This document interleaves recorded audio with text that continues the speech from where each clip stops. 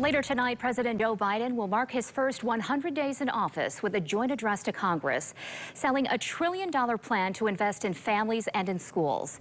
Political reporter Rick Albin will be watching and joins us now to talk about that. So, Rick, what's the president's goal here tonight? Well, it's not just about that plan, but it's also about that larger infrastructure plan. It's about some big spending items that Republicans have a lot of pushback on. And so what the president has to do is sell his plan to the American people with the hope that that will help move some of those reluctant Republicans into his camp, because without it, Democrats may have to go it alone.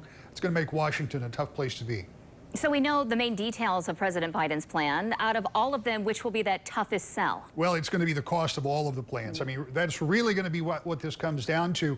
And what the president has to be able to try to convey tonight is this is a generational opportunity to spend money. That's what their line is. This is one opportunity to get a bunch of things right all at the same time. And he needs the buy-in of the American people for that. We'll see tonight if he can start down that road. Well, during his campaign and in the first few months of his term, President Biden has talked a lot about bipartisanship.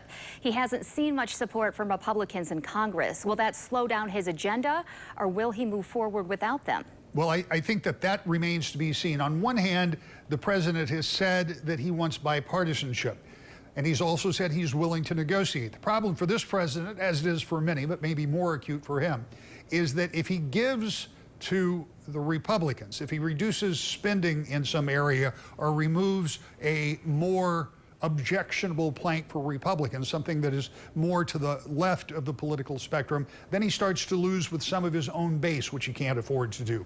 So what he has to do is find that balance. But the problem is, if he doesn't find that balance, if Republicans don't go along with these plans, then to get them through the Senate, there may have to be a rules change. That means you only have to have a simple majority to pass things out of the Senate. We've already seen that done once with reconciliation, but to change that rule in a more wholesale way might be objectionable for the president. Remember, he spent most of his adult life in the Senate. He's a student of that body, and that kind of sets the Senate apart from the House. So it really is a balancing act to try to figure out how to get some Republicans to come along with you without estranging some of your more liberal base and or changing an institution that he is very, very familiar with. Sure, and you will definitely be watching tonight. Rick Albin, thank you. You bet.